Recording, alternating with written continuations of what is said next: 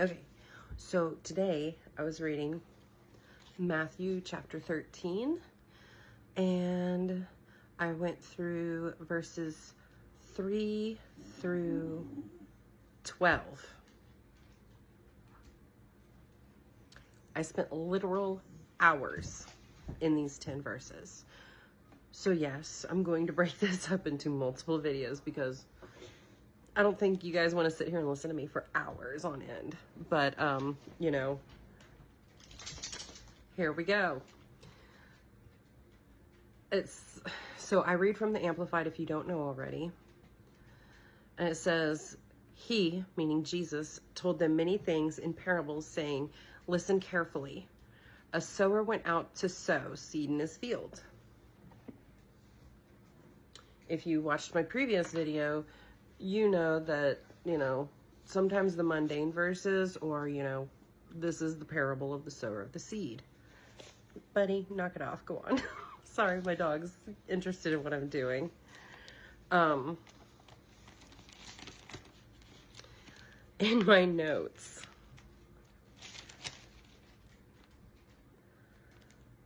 just how beautiful he started this. States, he told them many things in parables, saying, listen carefully. A sower went out to sow seed in his field. Now, you're going to have to pay attention because listen carefully is going to come into play here several verses down. So, but we'll get there. But, I was like, why did he do a sower in a field? Well, if you really think about the parables that Christ teaches, they all are about what? His creation. So you have, look at the birds of the sky. They don't worry about what they're going to eat or what they're going to drink. You have, look at the flowers of the field. Here they are one day and then they're burnt up the next. Look at the grass of the field, or I apologize. Look at the flowers of the field. Solomon in all of his glory and riches was not dressed as beautifully as these. And then it's look at the grasses of the field and they're here one day and then burnt up the next. So we see nature in his parables all throughout the Gospels. And why is that? Well, first off, it's his creation. Second off, back then they didn't have TV. Back then they didn't have the internet. Back then they didn't have all this stuff to distract them from outside. They went outside. They worked in the fields. They didn't have desk jobs. They didn't have 9-to-5s. Like, you were lucky if you were a scribe. You were lucky if you worked indoors writing something down or, having a sit-down job. Very few and far between. So people were out in the fields working. They were out chopping down the logs. They were out building the houses. They were outside all the time. The women, even Ruth, if we remember her story, she's out gleaning the fields. And she comes home and she's, smashing it up to make bread. She's grinding it up to make bread and everything. So even the women, yes, they raised children and yes, they cooked, but yes, they smashed the grapes for wine as well. They had to make everything from scratch. There was no going to the store just to get a sack of flour, I mean, yeah, you could, but they were being taxed. A lot of people did not have the money to just go out to the market and buy a sack of flour. They went out and bought grain, brought it home, and then ground up all the flour for themselves. So Jesus talked to them about nature because they were out in the nature. Peter was a fisherman. Four of the apostles were fishermen. Paul was a tent maker because they stayed outside a lot. So we have, a sower went out to his fields. A sower went out to sow seed in his field. So we have, something that they can relate to. He's speaking to them. He's meeting them where they're at. He's talking to them about things that they can understand. I am a gardener, so this hit very, very hard, like very, very close to home for me. You know, I have a flower garden out front. I have a vegetable and fruit garden in the back. I have a lettuce and herb garden. I have a garden just specifically for sunflowers.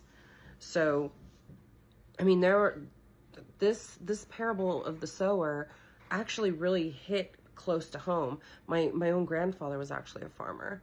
So I grew up with my hands in the dirt. I grew up camping and fishing and stuff.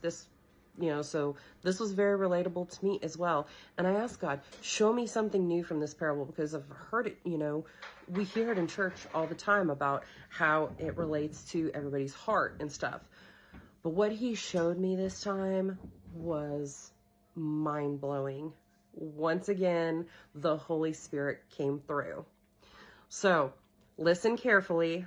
It's going to come into play. And then a sower sowing out in his field, he's telling a parable that the people themselves can relate to. He's meeting them where they're at. Now, in verse 4, it says, and he sowed some seed, and as he sowed, some seed fell beside the road, between the fields, and the birds came and ate it. So we have two things I really, really, really want to look at here. Actually, potentially three. So I'm sorry if you hear some banging. My husband's working out in the garage, which is on the other side of this wall. So if you hear some banging, that's what it is. My apologies. So as he sowed, some seed fell beside the road, between the fields, and the birds came and ate it. So let's look at the composition of the dirt at this point. So if it's beside the road, if you've ever driven on dirt roads, you know that stuff is as hard as concrete. Why? Because it's been compacted by vehicle after vehicle. People ride their horses down the roads out in the country. This stuff is as hard as concrete. If you tried to dig in the middle of a dirt road, you wouldn't get very far very quickly. It's possible, but it takes a lot of work. Then next, and this is, it's also, it says it fell between the fields. We're going to get to that. There's a special note for that. And it says, as he sowed, some seed fell beside the road, and the birds came and ate it. So as he is walking along, these birds are not afraid that he is out there. They're not afraid at all. They're coming and eating it in his presence. In his presence. These birds are coming and snatching this seed up off this dirt. This really hard concrete-like dirt. That's got to say something, that these birds are in his very presence, snatching the seed up off this concrete-like dirt. Another thing I want to touch on, how these dirt roads are made. They've been traveled. They've had a lot of stuff happen on them. They've had a lot of pressure put on them. They've gone through a lot of stuff. There's a lot of footprints that's been making marks on these things in order to compact that dirt down. I mean, have you ever seen even a dandelion? A dandelion will grow in the crack of your driveway, but have you ever seen a dandelion grow in the middle of a dirt road? If you have, I guarantee you it's very rare, because cars driving around on that, people riding horses.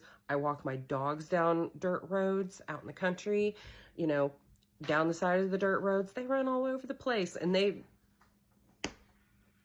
I got 2 cattle dogs. I've got a border heeler and I've got an Aussie. Okay.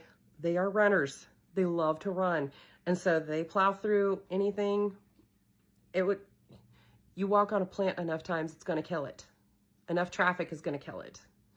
So, I mean, you have to think of the amount of times this dirt has been walked on, had cartwheels go over it, had horses walk over it, had people walk over it, had dogs go over it, sheep. This is the way this, and they are broad. Think about that. Roads are broad. They are a broad, easy traveling path. And this seed fell on this hard path, this hard dirt that is a broad and easy path to travel. Okay, we've gone through 2 verses. I am now at over 10 minutes, 10 and a half minutes. We're going to stop here, and I'm going to continue in another video. Stay tuned for part 2. I really hope that you guys enjoy what the Lord teaches me, because I just don't want to keep it to myself.